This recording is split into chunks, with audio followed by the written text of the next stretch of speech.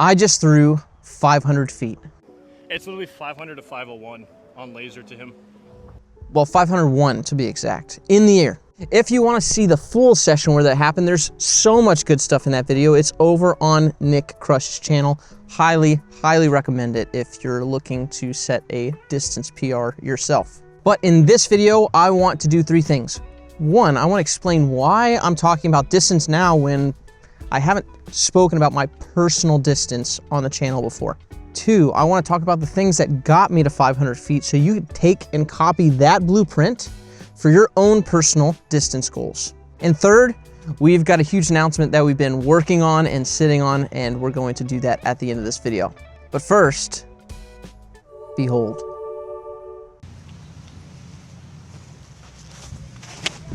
That's not bad. Oh, dude, that's it. Go, baby. Ride it. Go.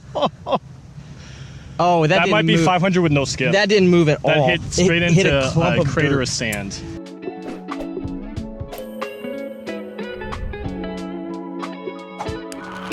Drop. If you've been around Overthrow for a while, you have probably noticed that I don't throw a lot on camera. And this is intentional for two reasons. First, I come from tennis where when we coach, we don't go, here's what I do, see if it works for you. That style doesn't really jive with me, right? What we do is we study the best in their respective fields. And we say, okay, AB, super good at distance. Let's study optimal distance mechanics from the guys who are the best at it. If I want to teach you about touchy approach shots, and I've got footage of Simon, one of the best in the game at it, I want to show you that. Yeah, can I be better at some of these parts and other aspects? Sure, but we're not here to study me. We're here to study what is optimal, because it's always easier to go, here is the best. This is the benchmark. Like, if you could do this, do that. And then scale down from there would be way better than saying, okay, here's Josh, who's doing it okay, and then try to work you up from there. I want you to be better than I am. So we want to take the absolute best in the game and work backwards from the best to what you're capable of. Second, and more importantly, there was this mindset in disc golf when we first got on the scene. It was kind of weird, but if you threw far or if you played really well, that made you a good coach. So people would look online for the highest rated player near them, and then they'd reach out to them for coaching as if that was their best shot at getting a good coach. Fortunately, disc golf has come to the place now where there's an understanding that these two things are different. So I feel like at this point in time, I can talk about personal struggles and milestones and bring you guys into that and how that helps me develop as a player and as a coach without unintentionally feeding into that narrative. So it's a good time.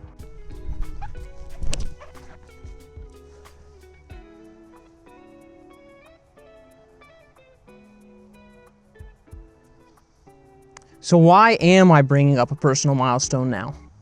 Well, this actually all started with an entirely different video. I was here working on a breakdown of a genetics versus form video that started with a very simple question of distance. Does it come from learned form, or is it mostly about what you're born with? And shocker, it's both. Form matters. It's what makes your power efficient. It keeps you from leaking the power that you put into the throw. But power itself, that comes from the physical stuff. Fast twitch muscle fibers, tendon stiffness, explosive strength, blah, blah, blah. You just don't train that stuff into existence. But in reading The Sports Gene by David Epstein, I realized I had overlooked a very crucial part of genetics, a part that I think most people overlook. And that is the adaptability to training. Some people get better fast, others get better slow. Two people can start from the exact same spot, run the same exact program, and one's progress is exponential while the other barely moves the needle. So how do you know if your body is adaptable to training? Well, here's the fun part. You don't. You train and you find out. If you hit your goal, guess what? Turns out you were genetically capable after all. And people have been baffling scientists for years with things that they shouldn't be able to do. Right? And that was the original message that I was going towards. Belief and process. But somewhere in writing that script, I had this thought. Hey, I'm gonna throw 500 feet. Sorry, what? I said, I'm gonna throw 500 feet! Okay, yeah, and why would you want to do that? Why not? Let's see, 5'8", business to run, trolls, plus I believe, getting kind of chubby. Joshy, you're doing that thing again. What are you talking about? You know that thing where you make 1,000 excuses but not a single reason why? No, these aren't excuses. These are really good excuses. Okay, let's go. No. Look, you know the rules. We don't rationalize away good goals. So, let's go. Okay, how about this for a rule? We don't feed the trolls. Okay? Plus, nothing good's gonna happen if we throw 500 feet anyways. All they're gonna do is they're gonna move the goalpost and say, well, maybe it was a tailwind. Oh, should be 550 if you're a coach. Josh? Why do you do this? Okay, if I do it, I'm getting a new disc though. And that's how this whole thing actually started. It didn't start out with oh, I wonder what the perfect plan to 500 is. Let me just script that sucker up. It was just a spur of the moment commitment that I would not rationalize my way out of. And I think it's really important to start there because that's how most people who accomplish something great start. They commit first and then they figure out the how along the way. The day that I threw 500 feet with Nick, I think he did two really important things. And the first was getting me in the correct mindset to throw fast and not hard. This, if you haven't felt this, this is something otherworldly, and you need to intentionally cultivate this when you're trying to go out and throw your fastest. If you try to force the issue, not gonna be there. So he did an A+ job of just getting me in the correct mindset. I really appreciated that. Now, the second thing was something that Mikey actually told me a bunch. He's like, dude, I think you could break 500 feet right now if we put the right disc in your hand, because there are discs that when Mikey was going through his distance training and he was talking to Nick and Blitz and all these other guys doing their speed training, that just go farther. They just go far. They're literally cheat codes. So I'd gotten upper 400s, like 480 a couple times with the Wild Honey. Nick, with his big old stack of bomber discs, the thing that kept on elevating its way to the top for me was this S-Blend Pharaoh. And of course, what better way to commemorate a milestone that I will only achieve one time in my life than to have Mikey put this custom stamp on it. Of course, you can buy these. I'm gonna buy about 12.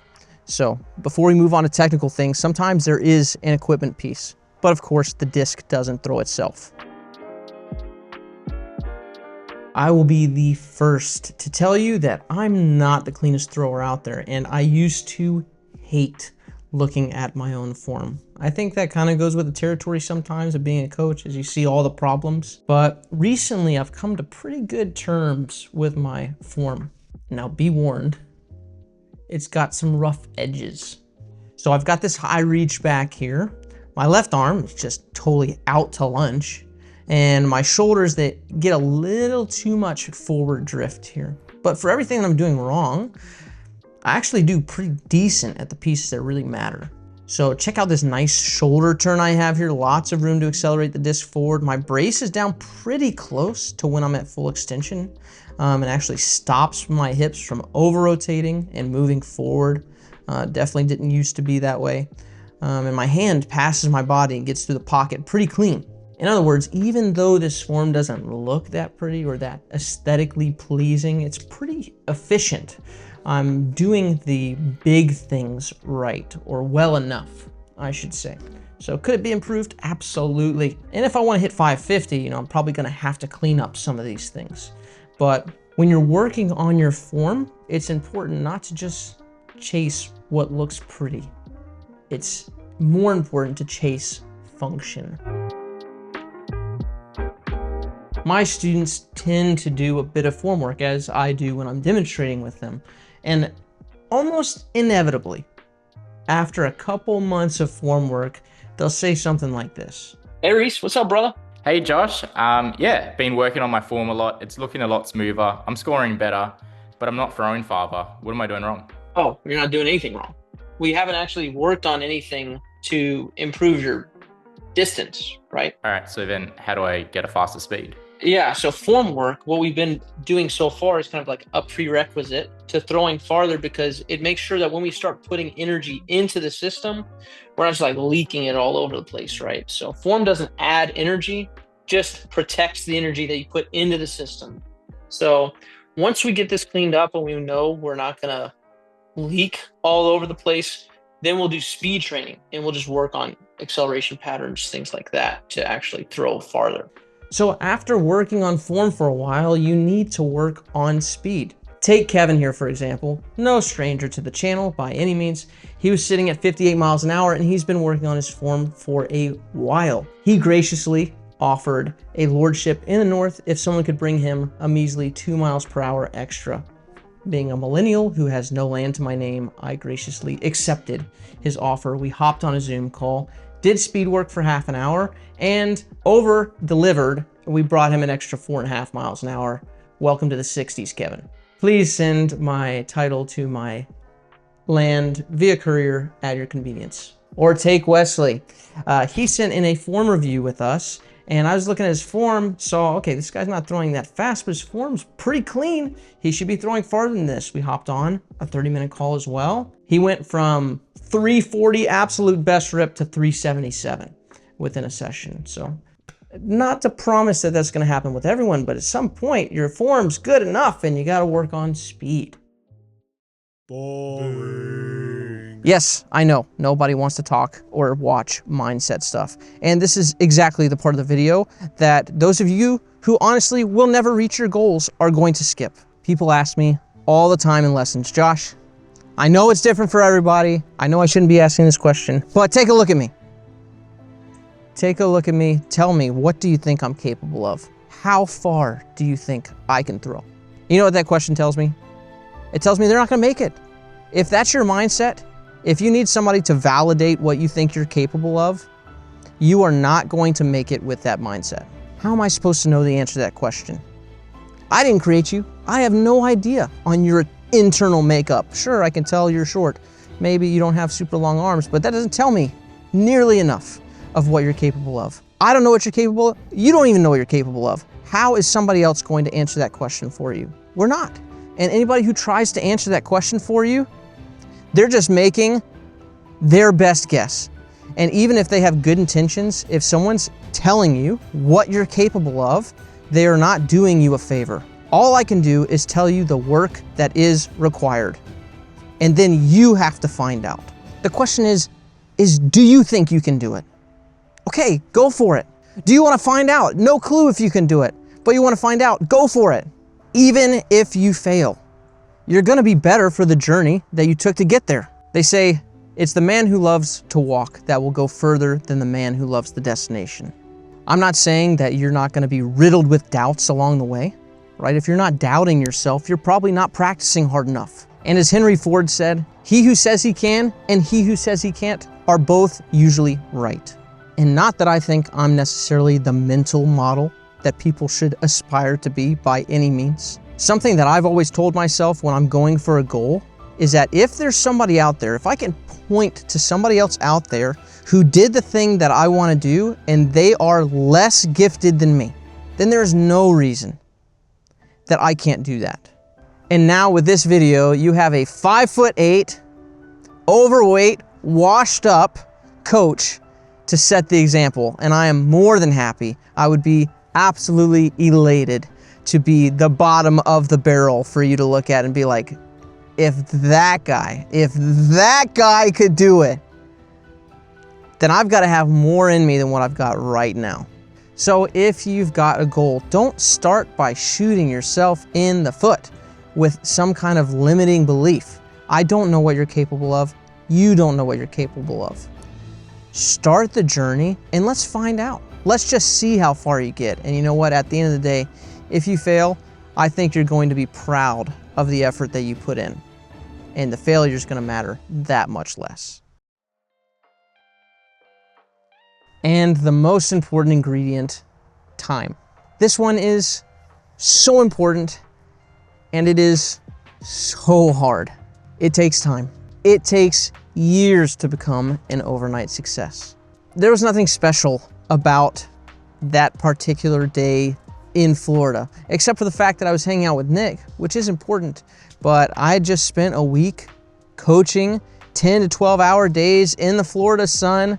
I was getting ready. We were rushed, so I didn't get a proper warm up in or anything. We got out of the car. We just started throwing, kind of amping them up a little bit. And then I had to hop on a plane. I couldn't even, I left Nick there, unfortunately, to pick up the discs that I threw everywhere. It wasn't very kind of me, but I had to make sure I didn't miss my plane. If I was relying on good conditions that day, I was in trouble. But fortunately, I was not relying upon the conditions or how I was feeling that day. I had been teaching disc golf for years, and over the course of hundreds and thousands of lessons, showing people how to properly move, the right things to do when throwing a disc, how to accelerate, that adds up. So even though my regiment wasn't the most strict, I had gained the benefit of my coaching. But it's not like I had been coaching something super special leading up to that day. It's just my body had time to absorb the coaching. My body had time to learn how to move properly and more efficiently. So it took me 4.5 years, but I was able to throw 500 feet. Pretty good deal in my book. And that brings me to our big announcement. When Mikey and I started Overthrow Disc Golf 4.5 years ago, my goal was to learn how to coach well enough that I could coach other coaches. Now, for the past several months, I've been working with a couple of guys, and we are ready to unleash them on the disc golf world. They have been handpicked, they have been vetted, they have been trained, and they're going to continue to train, and we will all continue to get better. That is the Overthrow guarantee, that we will continue to improve. With this video, we are announcing our online coaching platform on overthrowdiscgolf.com, where you will be able to sign up for any of our coaches for any of your coaching needs. So whether you want to throw far or whether you want to get your putt in order, we have got you covered. There's a coach there suited to help you improve. Now, even if you don't go with our awesome team and their coaching, but you were watching this video and you had a goal come to mind, you thought, man, I really should get after that. You should. But what's really important when you have that thought come to your mind is that you immediately take some sort of action. It doesn't even have to be huge action, but you need to take some sort of action. So that can be as simple as writing your goal down in a comment. This isn't for the algorithm, this is for you. I don't care if you comment on our video or not, but for the sake of you reaching whatever great idea you had right then, write it down or take even a bigger action, but at least do something towards that goal within the next couple minutes. We appreciate you guys so much. As always, thank you so much for tuning in, and all the best with your practicing. Peace out.